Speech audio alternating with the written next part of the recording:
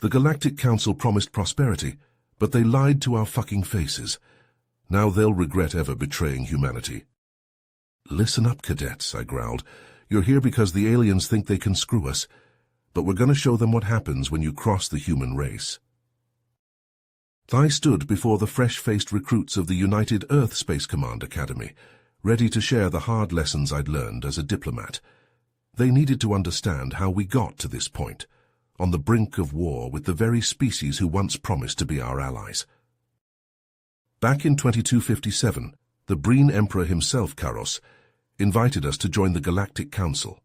12 advanced civilizations, all eager to share their tech and knowledge. I let out a humorless chuckle, in exchange for unrestricted access to Earth's resources, of course. I paced before the cadets, my boots echoing in the silent hall. The UESC was desperate. We needed to catch up to prove humanity's worth on the galactic stage, so we agreed. As a young lieutenant, I had been assigned to our delegation on the Breen homeworld. The opulence of the council chambers was staggering. Advanced tech, gleaming halls, and the suffocating arrogance of the alien representatives. When we took our seats at the table, I saw the predatory gleam in their eyes, especially Emperor Karos. A shudder ran through me at the memory of his reptilian form, towering at 7 feet, with scales that shimmered like polished blades. He welcomed us with a grin full of fangs, and I knew right then we were fucked. I turned to face the cadets, my expression grave.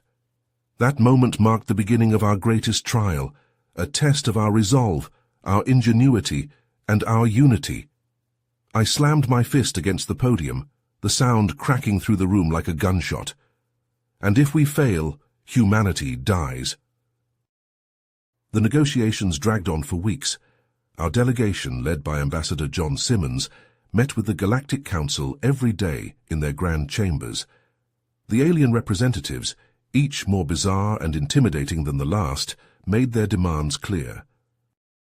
Humanity must share its advancements in artificial intelligence and nanotechnology.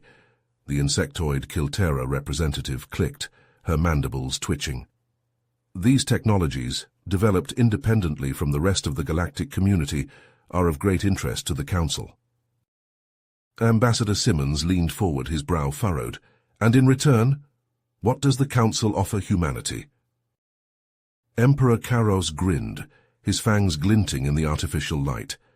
Access to propulsion systems that will allow your species to traverse the stars with ease. Medical technology that will cure your diseases and extend your lifespans. Knowledge that will propel your civilization forward by centuries. I exchanged a glance with Michael, my unease growing with each passing moment. The offers were tempting, almost too good to be true, but the predatory gleam in the alien's eyes never wavered. As the negotiations progressed, the Council's demands grew more insistent. They wanted not just our technology, but our scientists, our resources, our very way of life. Michael and I, along with a few other delegates, began to suspect that the Council's true intentions were far from benevolent. One night, as I made my way back to my quarters after a long day of negotiations, I stumbled upon a clandestine meeting between Ambassador Simmons and Emperor Karos. Hidden in the shadows, I activated the cloaked listening device I always carried, a precaution born of years of diplomatic experience. What I heard chilled me to the bone. Once humanity shares its technological secrets, Karos hissed, we will have the leverage we need. We will slowly strip them of their advantages, making them dependent on the Council for survival. They will become a subservient client state, a source of cheap labor and resources for the rest of the galaxy. Ambassador Simmons, to my horror, seemed to be considering the offer, and humanity will still benefit from the Council's technology and knowledge. Of course, Karos purred, his voice dripping with false sincerity. Humanity will have a place in the galactic community, just as I promised, but they will serve the Council, not stand as equals. I raced back to my quarters, my heart pounding in my chest. I immediately informed Ambassador Simmons of what I had overheard, hoping that he would see reason and put a stop to the negotiations. But the ambassador, blinded by the promise of advanced alien technology, dismissed my concerns as paranoia. "You're overreacting, Alan," he said, shaking his head. "The Council is offering us a chance to join the galactic community, to advance our species in ways we never dreamed possible. We can't let unfounded suspicions stand in the way of progress." Frustrated and alarmed, I turned to Michael. Together, we began secretly gathering evidence of the Council's true intentions. We hacked into their communication systems, eavesdropped on private meetings, and pieced together a damning picture of betrayal and exploitation. As I recount this part of the story to the cadets, I can see the anger and disbelief in their eyes. They know, as I do, that trust is a fragile thing, easily shattered by those who seek to manipulate and control. "Remember this, cadets," I say, my voice heavy with the weight of experience. "When an offer seems too good to be true, it probably is. Trust your instincts and never let your guard down, because the moment you do, that's when they'll strike." The cadets nod, their faces set with determination. They understand the gravity of the situation, the importance of remaining vigilant in the face of temptation and deceit. But even as I speak, I know that our greatest challenge still lies ahead. The Council's betrayal was just the beginning, a prelude to the war that would soon engulf the galaxy. And humanity, armed with the truth and the strength of our convictions, would be ready to fight. I couldn't believe the depths of the Council's betrayal. They weren't just exploiting us, they were actively working to undermine and control us from within. Michael and I knew we had to act fast. Using the advanced stealth tech we had acquired during our time on the Breen homeworld, we infiltrated a secret meeting between Emperor Karos and the other alien leaders. What we witnessed in that chamber shook us to our core. The Council had already begun reverse engineering our most sensitive technologies, particularly our advancements in AI and nanotechnology. They had done this without our knowledge or consent, violating every principle of trust and cooperation they had claimed to uphold. But that was just the beginning. As we watched in horror, Karos unveiled his master plan, an army of AI-controlled nanobots created from the stolen human tech that would infiltrate Earth and subvert our society from within. They would target our infrastructure, our military, our leaders, everything that made us strong and independent. The alien leaders discussed the deployment of these nanobots with cold, clinical precision. They spoke of how they would bring humanity to its knees, forcing us to submit to their rule. And all the while, they congratulated themselves on their cleverness, their superiority over the foolish, trusting humans.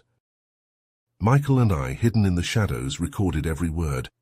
We gathered all the evidence we could, knowing that it was our only hope of exposing the Council's treachery. But as we made our way back to the human delegation's quarters, disaster struck. A squad of Breen security forces ambushed us in the corridors. They had somehow discovered our presence, and they were determined to stop us from reaching Ambassador Simmons. In the chaos of the firefight that followed, Michael was hit. So I dragged him to cover, my heart pounding in my chest. He was bleeding heavily, his breath coming in ragged gasps. I knew he needed medical attention, but we were cut off from the rest of the delegation, and with every passing second, the window of opportunity to reveal the truth was closing. I faced an impossible choice: save my best friend, or save humanity from the Council's clutches. Michael, even in his weakened state, understood the stakes. He gripped my arm, his eyes fierce with determination. I hesitated, torn between my duty and my loyalty to my friend. But in the end I knew what I had to do. With a heavy heart, I made my decision. As I recount this moment to the cadets, my voice wavers with emotion. The pain of that choice still haunts me, even after all these years. The cadets lean forward, their eyes wide with anticipation, waiting to hear how I resolved this impossible dilemma. But before I can continue, the sound of alarms fills the air. The Academy's emergency systems have been triggered, and the cadets snap to attention, ready to face whatever threat has emerged. I steel myself, knowing that the story of that fateful day on the Breen homeworld is far from over. The betrayal we uncovered was just the beginning, and the war that followed would test the limits of human resolve and ingenuity. With a heavy heart, Alan made the agonizing decision to leave Michael behind. He crouched beside his wounded friend, gripping his hand tightly. "I'll come back for you, Michael," Alan promised, his voice cracking with emotion. "As soon as I get this evidence to the UESC, I swear I'll return." Alan hesitated for a moment, torn between his loyalty to his friend and his duty to humanity. But the sound of approaching Breen security forces spurred him into action. He squeezed Michael's hand one last time before sprinting down the corridor, the stolen evidence clutched tightly to his chest. The escape from the Council's complex was a blur of adrenaline and desperation.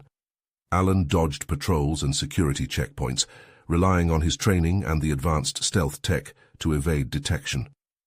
His heart pounded in his ears as he finally reached the shuttle bay, where a human transport awaited. As the shuttle broke free from the Breen homeworld's atmosphere, Alan allowed himself a moment to catch his breath, but there was no time to rest. He immediately set to work, poring over the evidence he had gathered, ensuring that every detail was accounted for. The recordings of the secret meeting, the plans for the AI-controlled nanobots, the Council's sinister intentions, it was all there, a damning indictment of the aliens' betrayal. The journey back to Earth was tense and silent. Alan's mind raced with the implications of what he had uncovered. He knew that the information he carried could change the course of human history, for better or for worse. As soon as the shuttle touched down at UESC headquarters in Geneva, Alan was in motion. He burst into the command center, demanding an emergency meeting with the leadership and Ambassador Simmons. The urgency in his voice and the haunted look in his eyes left no room for argument. In a secure briefing room, Alan laid out the evidence before the stunned UESC leaders. He played the recordings of Emperor Karos and the other alien representatives, their words dripping with malice and deceit. He showed them the schematics for the nanobot army, designed to infiltrate and subvert human society from within. The room was silent as the weight of the revelation sank in. Ambassador Simmons, his face ashen, collapsed into a chair, his ambition and pride shattered by the truth of Alan's warnings. The UESC leaders, their expressions hardening with resolve, wasted no time in issuing their orders. "Withdraw all human personnel from the Breen homeworld and the Galactic Council, effective immediately," the UESC Chief of Staff commanded, "and begin mobilizing our forces. We must be prepared for the confrontation that is sure to come." As the room erupted into a flurry of activity, Alan's thoughts turned to Michael. He knew that he had to rescue his friend, no matter the cost. With the permission of the UESC leadership, Alan assembled a small team of elite Special Forces operatives, each hand-picked for their skills and loyalty. As Alan describes the perilous rescue mission to the cadets, his voice is filled with a mix of determination and regret. The memory of leaving Michael behind still haunts him, driving him to push himself and his team to the limits. With no time to waste, I assembled a team of the UESC's finest, Lieutenant Commander Rick Johnson, Sergeant Tom Hawkins, and Corporal David Lee, I told the cadets, my voice grim. We knew the odds were against us, but we were determined to bring Michael home. Using a stolen Breen shuttle and the most advanced stealth tech humanity had to offer, we slipped through the alien defenses and landed on the outskirts of their capital city. The night was dark and oppressive, the alien architecture looming over us like the maw of some great beast. I led the team through the winding streets, my heart pounding in my chest as we approached the secret detention facility where I had last seen Michael. The compound was heavily guarded, with Breen soldiers patrolling the perimeter and automated turrets scanning for any signs of intrusion. "Corporal Lee, you're up," I whispered, nodding to our resident tech expert. "Get us inside." Lee's fingers flew across his wrist-mounted computer, his brow furrowed in concentration. Moments later, the compound's security systems flickered and died, the turrets falling silent and the locks on the doors disengaging with a soft click. "We're in," Lee said, a grin spreading across his face. But our moment of triumph was short-lived. As we approached the main entrance, A squad of Breen guards emerged from the shadows, their pulse rifles raised and ready to fire. "Take cover!" I shouted, diving behind a low wall as the air erupted with the sound of weapons fire. Sergeant Hawkins and I returned fire, our own pulse rifles spitting deadly energy bolts at the enemy. The Breen soldiers were well trained and heavily armored, but they were no match for our skill and determination. One by one the guards fell, their bodies crumpling to the ground in a spray of blood and shattered armor. But more kept coming, pouring out of the facility like a swarm of angry hornets. "Johnson, lay down some suppressing fire," I ordered, ducking as a pulse bolt sizzled past my head. "Hawkins with me! We're going in!"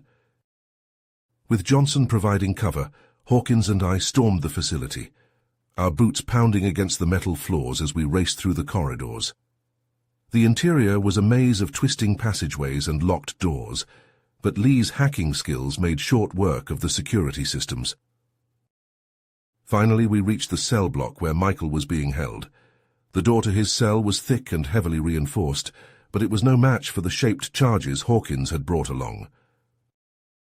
The explosion rocked the corridor, sending shards of metal flying in all directions. As the smoke cleared, we charged into the cell, our hearts in our throats. There, lying on a thin mattress, was Michael. He was badly beaten, his face swollen and bruised, his breathing shallow and labored. But he was alive. "We've got you, buddy," I said, kneeling beside him and checking his pulse. "We're getting you out of here." Hawkins and I lifted Michael between us, carrying him back through the facility as Johnson and Lee covered our retreat. The Breen reinforcements were closing in, their footsteps echoing through the corridors like the drumbeats of an advancing army. We barely made it back to the shuttle, the enemy fire pinging off the hull as we leaped aboard. Lee gunned the engines, and we rocketed into the sky, leaving the Breen homeworld behind in a blur of stars and laser fire. As we made our way back to Earth, I tended to Michael's wounds, my hands shaking with relief and exhaustion. We had done it. We had rescued our friend and struck a blow against the Galactic Council, but I knew that this was only the beginning. The real battle, the one that would decide the fate of humanity, was still to come, and we would need every ounce of courage and determination to see it through. I looked out at the cadets, their faces rapt with attention as I finished my tale. They had heard the story of our daring rescue, but they knew that the fight was far from over. As the shuttle touched down at UESC headquarters, a crowd of cheering onlookers and top brass military officials greeted Alan and his team. They emerged from the craft, exhausted but victorious, supporting a battered but alive Michael between them. As Michael was whisked away, General Samantha Graves, the stern-faced commander of UESC forces, strode forward to shake Alan's hand. "Outstanding work, Lieutenant," she said, her grip firm. "You've struck a blow against those alien bastards and brought back vital intel. But this fight is just getting started." In the days that followed, the UESC leadership worked tirelessly to mobilize Earth's defenses. Armed with Alan's evidence of the Council's treachery, they convened emergency meetings with world leaders, laying bare the imminent threat of invasion. "We face an enemy that seeks to subjugate us, to strip away our freedom and everything that makes us human," Admiral John Prescott, the grizzled UESC Chief of Staff, said in an impassioned speech before the United Nations. "But we will not go quietly into the night. We will stand together as one people and show these aliens the true strength of the human spirit." And stand together they did. Old rivalries and conflicts were put aside as nations pledged their support to the UESC. Factories worked overtime, churning out advanced weapons and ships. Recruitment centers were flooded with volunteers, eager to defend their world against the alien menace. In the midst of this global mobilization, Alan received a new mission. He was to lead a covert strike team deep into Breen space to gather further intelligence on the Council's plans and sabotage their nanobot production facilities. As he pored over star maps and intelligence reports in the war room, a familiar voice interrupted his thoughts. "You didn't think you were going in without me, did you?" Michael said, limping into the room with a determined grin. Alan shook his head, a mixture of concern and admiration on his face. Michael, you're in no shape for this. You need time to heal. What I need is to make those council bastards pay, Michael replied, his eyes hard.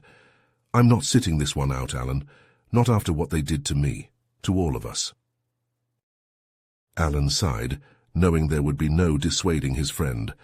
All right, you stubborn ass, but you follow my lead out there, understood?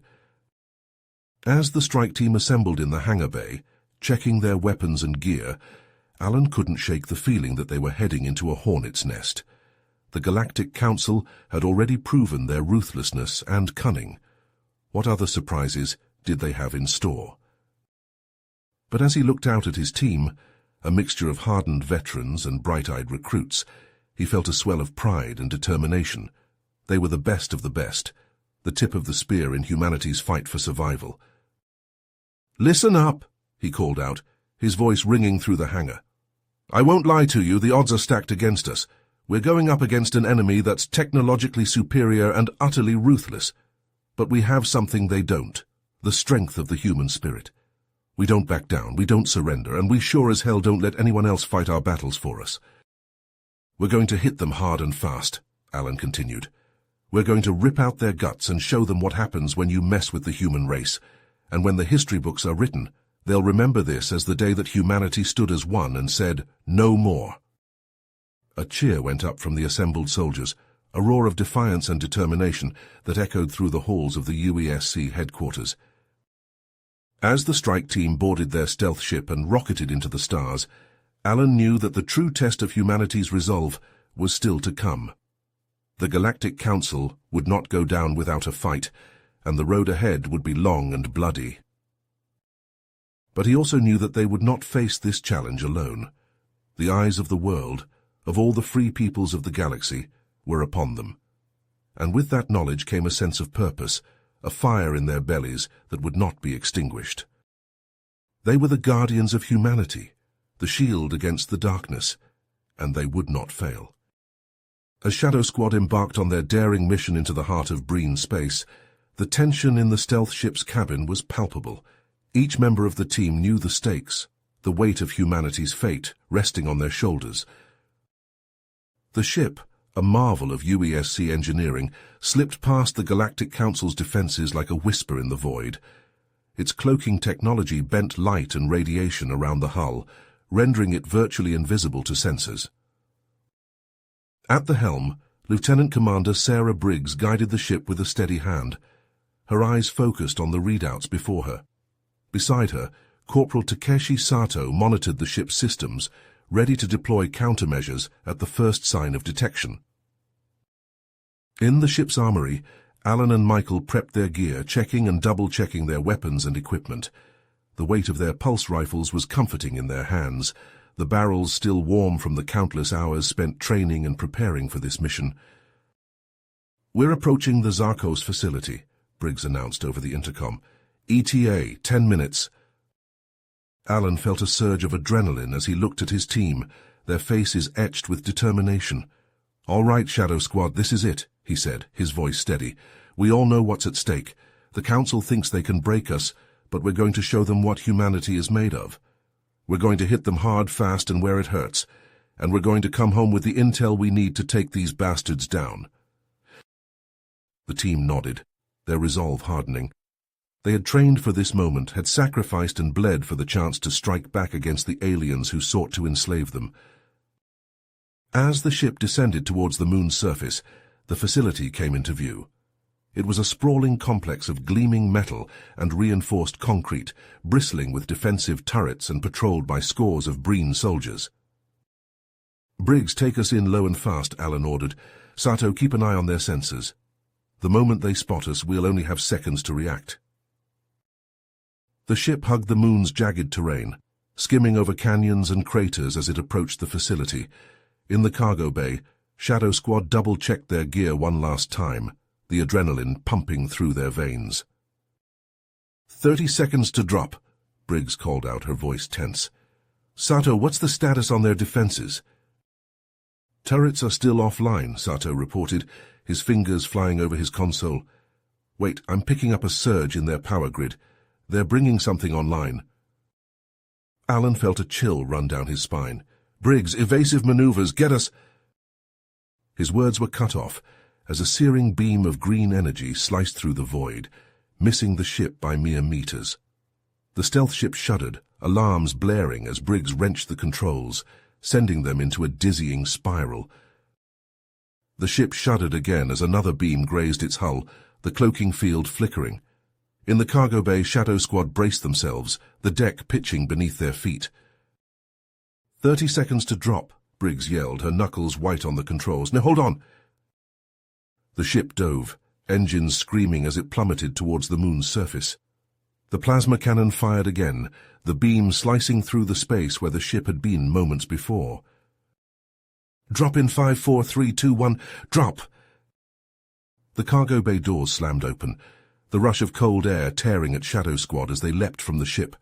For a moment, they were in freefall, the facility rushing up to meet them. Then their jump packs roared to life, slowing their descent as they hurtled towards the ground. They hit the moon's surface hard, dust and debris billowing around them as they rolled to their feet. The stealth ship peeled away, engines roaring as it sought to evade the plasma cannon's deadly beams. The team moved as one, their boots pounding against the moon's rocky surface as they charged towards the complex. Breen soldiers poured from the facility's gates, their pulse rifles spitting energy as they sought to cut down the intruders. Shadow Squad returned fire, their own weapons flashing as they cut through the enemy ranks. Michael was at Alan's side, his face a mask of concentration as he picked off targets with deadly precision. They reached the facility's outer walls, the reinforced metal looming before them. Rodriguez, breach charge, Alan ordered, ducking as a pulse bolt sizzled past his head. Sergeant Emily Rodriguez, the team's demolitions expert, sprinted forward, a shaped charge clutched in her hands. She slammed it against the wall, priming the detonator with a flick of her wrist. Breaching in 3, 2, 1. The charge detonated, the wall buckling inward as shards of metal scythed through the air.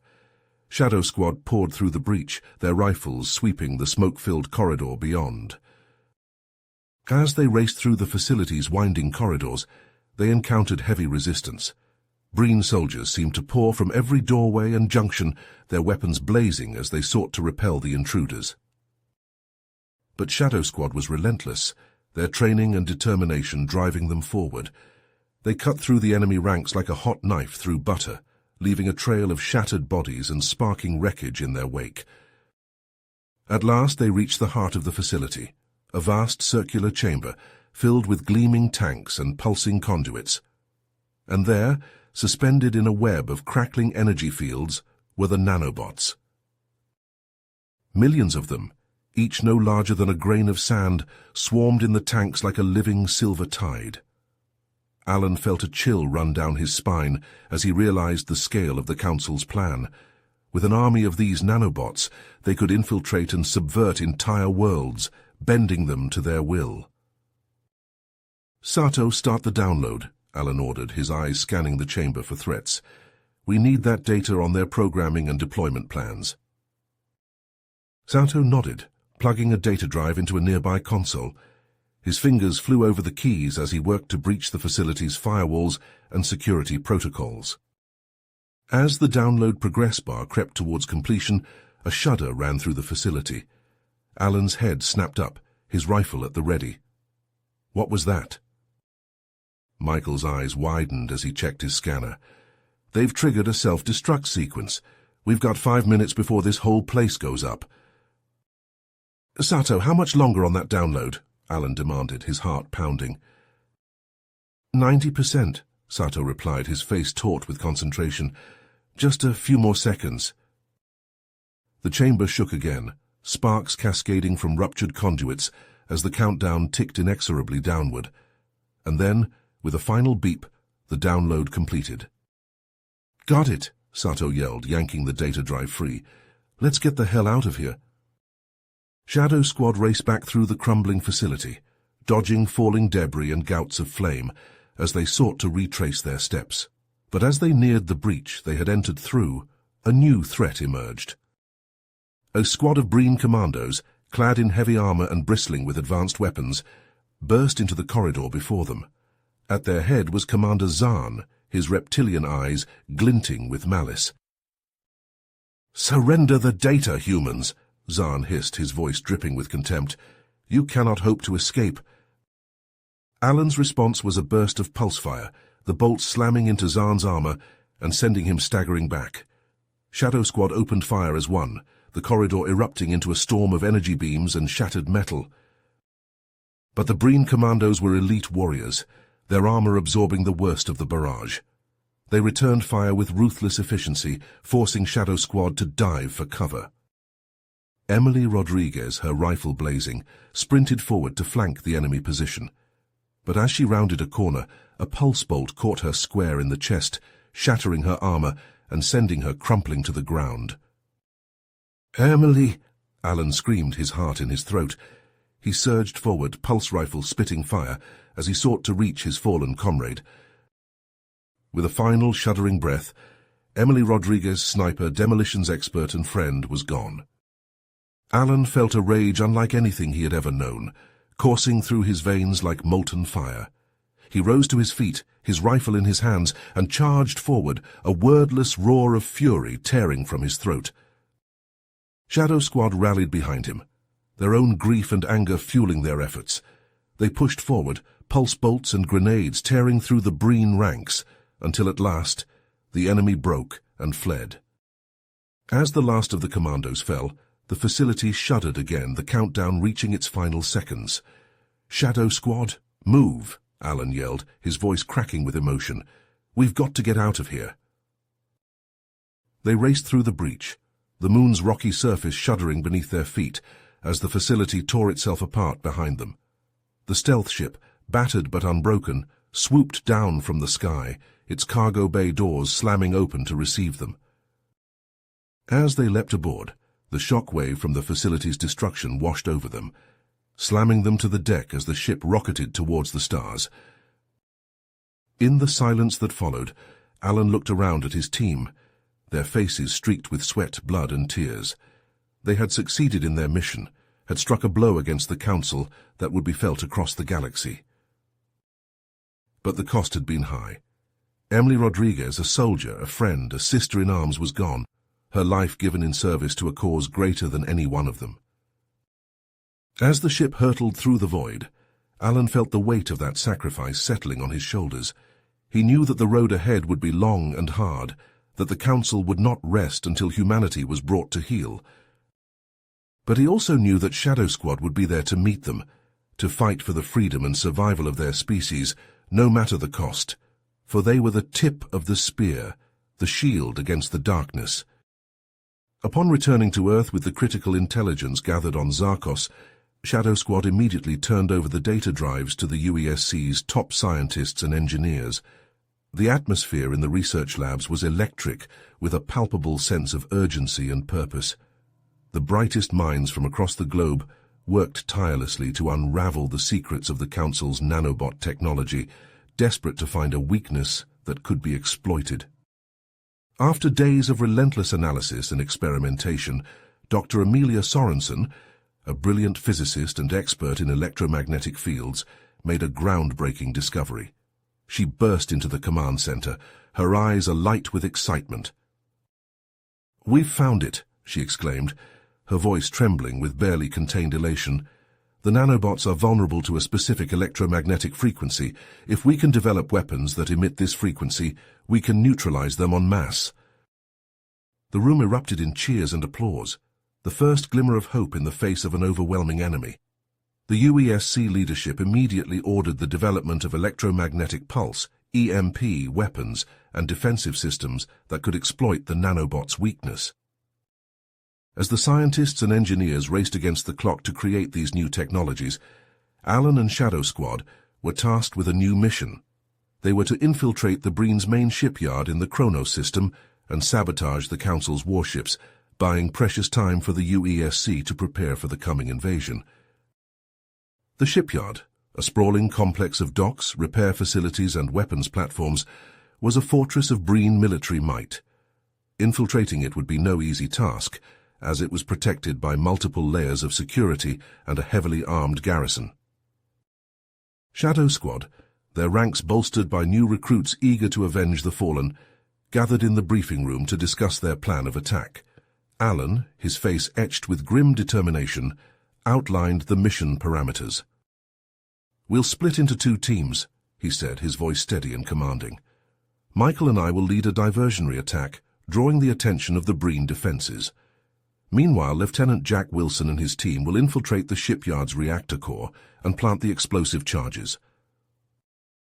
The squad nodded, their faces set with resolve. They knew the risks, the odds stacked against them, but they also knew that the fate of humanity rested on their shoulders. As the stealth ship carrying Shadow Squad approached the Kronos system, the tension in the air was palpable. Each member of the squad double-checked their weapons and gear, steeling themselves for the battle to come. Alan and Michael, their bond forged in the crucible of war, exchanged a wordless glance. They had been through hell together, had seen friends and comrades fall in the line of duty, but they knew that this mission, more than any other, would test their mettle and their resolve. The ship shuddered as it entered the Kronos system, the Breen shipyard looming before them like a behemoth of metal and fire.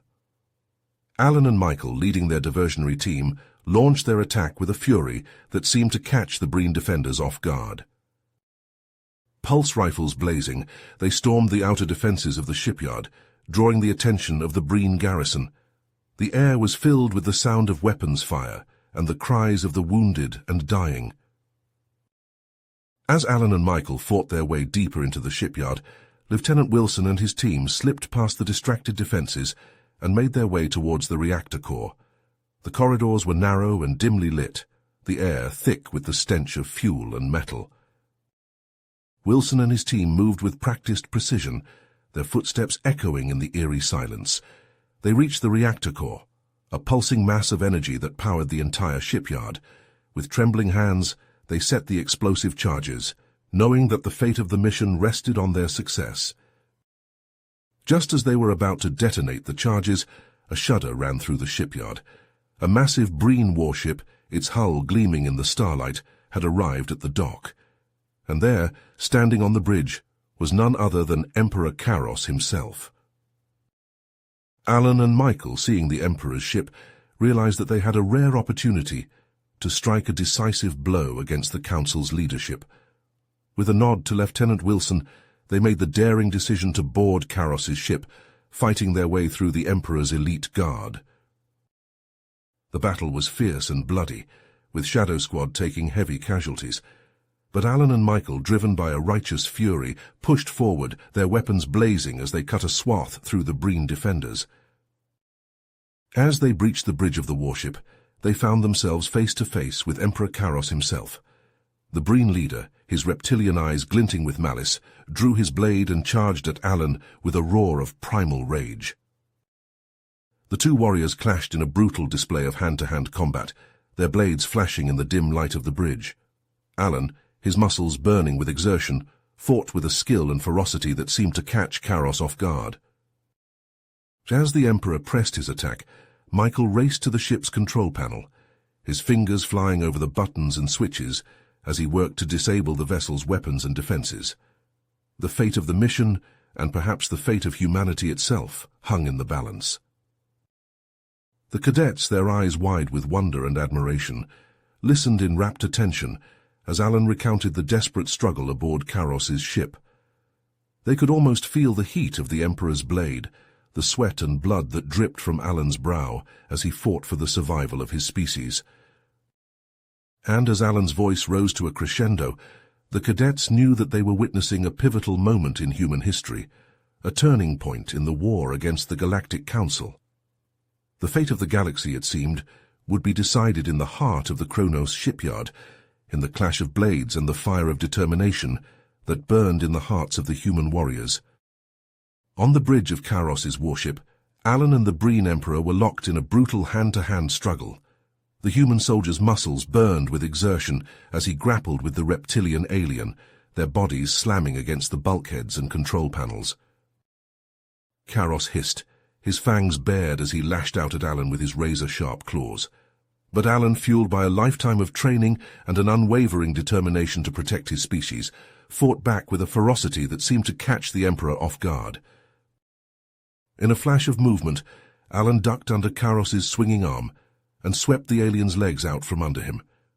The Emperor crashed to the deck, his head slamming against the metal with a sickening thud. Alan pounced, pinning Karos to the floor with his knee pressed against the alien's throat. "Surrender," he growled, his pulse rifle aimed at the Emperor's head. "Call off your forces and dismantle the nanobot army, now." Karos, his eyes blazing with hatred, spat a glob of green blood onto the deck. "You think you've won, human?" he rasped, his voice thick with pain and rage. "You know nothing of the true power that controls the galaxy." At that moment, Michael's voice crackled over the ship's intercom. "Alan, I've disabled the weapons and defenses. The ship is ours." Alan hauled Karos to his feet, slamming him against the bulkhead. "Talk," he demanded, his grip tightening around the Emperor's throat. "What do you mean?" Karos laughed, a harsh grating sound that sent chills down Alan's spine. "The Galactic Council, the nanobots, the war against your pathetic species. It was all orchestrated by the Syndicate, a cabal of powerful alien business leaders who seek to control the galaxy's resources and economies." Alan's eyes widened in shock as the Emperor continued, his voice dripping with contempt. "I am merely a puppet, a figurehead to keep the masses in line. The real mastermind behind the nanobot plot is a shadowy figure known only as the Overseer. And he will stop at nothing to see humanity crushed beneath his heel." Before Alan could respond, the ship shuddered violently, the deck pitching beneath their feet. Alarms blared as the acrid stench of smoke filled the air. "What the hell was that?" Alan shouted, struggling to keep his balance. Michael's voice, tense with urgency, crackled over the intercom once more. "Lieutenant Wilson and his team have destroyed the shipyard's reactor core. The whole place is coming apart." Alan cursed under his breath, dragging a now-compliant Karos towards the bridge's escape pods. He shoved the Emperor inside, sealing the pod before clambering into another with Michael. As the pods jettisoned from the disintegrating warship, Alan caught a glimpse of the destruction unfolding around them. The once mighty Breen shipyard was engulfed in flames, its structure crumbling as secondary explosions ripped through its hull. In the chaos, Alan's thoughts raced with the implications of Karos's revelation. The Syndicate, the Overseer, the true scope of the conspiracy against humanity. It was almost too much to process. As their escape pod hurtled towards Earth, Alan knew that the war against the Galactic Council was only the beginning.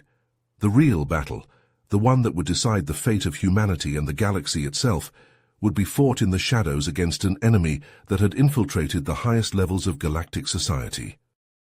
Back at UESC headquarters, the leadership listened in stunned silence as Alan and Michael recounted their harrowing escape and the shocking truth they had learned from Emperor Karos. The room was filled with a palpable sense of tension and uncertainty as the weight of this new revelation settled upon them all. General Graves, her face etched with grim determination, spoke first. "If what you're saying is true, then we're facing a threat far greater than we ever imagined. This Syndicate, this Overseer, they've been pulling the strings from the shadows all along." Alan nodded, his jaw clenched tight. "We've won a battle, but the war is far from over. The Syndicate's influence runs deep, and they won't take this defeat lightly." As the UESC leadership began to discuss strategies and contingencies, Alan's thoughts turned to the brave men and women of Shadow Squad, the unsung heroes who had sacrificed so much in the fight against the Galactic Council. They had struck a blow against the enemy, had bought humanity precious time to prepare for the struggles ahead. But Alan knew that the road before them was long and treacherous, filled with dangers they could scarcely imagine. As he looked out at the sea of young, determined faces before him, the next generation of Earth's defenders, Alan felt a swell of pride and purpose. They would need to be strong, to be ready for the challenges that lay ahead. For in the shadows, the Syndicate waited, their machinations poised to ensnare the galaxy in a web of control and domination. And Earth, the cradle of humanity, stood at the center of it all, a bastion of hope and defiance in the face of an implacable foe. The true scope of the conflict was only now beginning to reveal itself. A cosmic chess game played out across the stars. And humanity, for better or worse, had just become a key player in the game. The cadets sat in rapt attention as Alan finished his tale, their minds reeling with the implications of the Syndicate's existence and the true nature of the galactic conflict. They had enlisted to defend Earth, to protect their species from the threat of alien invasion, but now they realized that the battle they faced was far more complex and insidious than they had ever imagined. As Alan looked out at their faces, he saw the same determination and resolve that had driven him and his comrades through the darkest hours of the war. These young men and women, the future of the UESC and the human race, would need to be ready for the challenges that lay ahead. For the Syndicate, the shadowy cabal that had orchestrated the Galactic Council's betrayal would not rest until humanity was under their control, and the Overseer, the enigmatic figure at the heart of the conspiracy, remained a mystery, a threat waiting to be unmasked. But as Alan and his fellow survivors of Shadow Squad knew all too well, humanity would not go down without a fight. They had faced impossible odds before, had sacrificed and bled to protect their world and their way of life. And now, as the true scope of the galactic conflict revealed itself, they stood ready to face the darkness once again. For in the end, it was the strength and resilience of the human spirit that would determine the fate of the galaxy itself. The war against the Syndicate, against the forces that sought to control and dominate, had only just begun, and Alan, Michael, and the brave men and women of the UESC would be at the forefront of that struggle, fighting for the freedom and future of all humanity. As the cadets rose to their feet, their eyes shining with a newfound sense of purpose and determination, Alan felt a flicker of hope amidst the gathering darkness. The road ahead would be long and fraught with peril, but together they would face whatever challenges lay before them. For they were the guardians of Earth, the shield against the unknown, and they would not rest until the galaxy was free from the clutches of the Syndicate and the tyranny of the Overseer. The story of humanity's struggle, of the heroes who fought and died to protect their species, had entered a new chapter, and the cadets, the inheritors of that legacy, would be the ones to write the next pages of that tale. In the shadows, the enemy waited, their plans and machinations poised to ensnare the galaxy in a web of control and domination. But the human spirit, unyielding and indomitable, would not be so easily extinguished. As the dust settled in the aftermath of the Galactic Council's defeat, humanity began the long and arduous process of rebuilding. The UESC, now fully aware of the greater threat posed by the Syndicate, knew that their work was far from over. In recognition of their bravery and leadership, Alan and Michael were promoted to the ranks of captain and commander, respectively. They were tasked with spearheading a new initiative, Project Prometheus, which aimed to develop advanced AI and nanobot technologies to counter the Syndicate's own tech. "We have to fight fire with fire," Alan said, his voice filled with determination as he addressed the team of scientists and engineers assembled for the project. "The Syndicate's greatest weapon is their control over advanced technology. If we want to stand a chance against them, we need to level the playing field." As the project progressed, however, tensions began to rise within the UESC leadership. Some feared that the development of such powerful technologies could lead to unintended consequences, and that humanity risked losing control over its own creations. "We're playing with fire here," Admiral Evelyn Novak warned during a heated meeting with Alan and Michael. "What happens if these AI and nanobots fall into the wrong hands? Or worse, what if they develop a will of their own?" Alan and Michael, while understanding the concerns, remained steadfast in their belief that Project Prometheus was humanity's best hope for survival. They argued that the potential benefits outweighed the risks, and that with proper safeguards in place, the technology could be controlled. But as the weeks turned into months, and the project grew in scale and complexity, even Alan and Michael began to have their doubts. They found themselves increasingly at odds with the UESC leadership, questioning not only the project's direction, but the motives of those in charge. "We're building this stuff to protect humanity," Michael confided in Alan one evening, as they pored over the latest project reports. "But sometimes I wonder, protect it from what? The Syndicate or ourselves?" It was during one of these late-night discussions that a shocking revelation came to light. The overseer, the mastermind behind the Syndicate, was none other than Admiral Victor Blackwell, a former UESC officer who had defected years ago. Blackwell, it seemed, had grown disillusioned with the limitations of human progress and believed that the only way to ensure humanity's survival was through subjugation and control. He saw the Syndicate as a means to achieve this goal and had been working tirelessly to undermine the UESC from within. Armed with this knowledge, Alan and Michael knew that they had to act fast. They began to plan a daring mission to confront Blackwell and dismantle the Syndicate from the inside. As they assembled their team and prepared for the mission, Alan couldn't shake the feeling that everything they had fought for, everything they had sacrificed, had been leading up to this moment. The final confrontation with Blackwell took place on a remote asteroid base, far from the watchful eyes of the UESC and the Syndicate. Alan and his team infiltrated the base, fighting their way through hordes of Syndicate agents and nanobot-enhanced soldiers. In the heart of the base, they found Blackwell waiting for them, a cruel smile on his lips. "You think you can stop me?" he taunted, his eyes glinting with madness. "I am the future of humanity, and you are nothing more than relics of a bygone age." Alan and Blackwell clashed in a brutal battle, both physically and ideologically. They exchanged blows and barbs, each trying to gain the upper hand. All the while, Michael worked frantically to upload a virus into the Syndicate's network, a virus that would disable their nanobot army once and for all. In the end, it was a bittersweet victory. Alan emerged triumphant, having bested Blackwell in combat and exposed the truth of the Syndicate's machinations to the galaxy. But the cost was high. Michael, his best friend and comrade, had sacrificed himself to ensure the success of the mission. Taking a fatal blow meant for Alan. As Alan cradled Michael's broken body in his arms, tears streaming down his face, he knew that the fight was far from over. The Syndicate had been dealt a blow, but it was not defeated. There would be others to take Blackwell's place, others who believed, as he did, in the necessity of control and domination. And so Alan resolved to carry on the fight, to honor the sacrifices of those who had fallen, and to protect the future of humanity. He would lead the UESC into a new era, one where technology served the interests of all, not just a select few.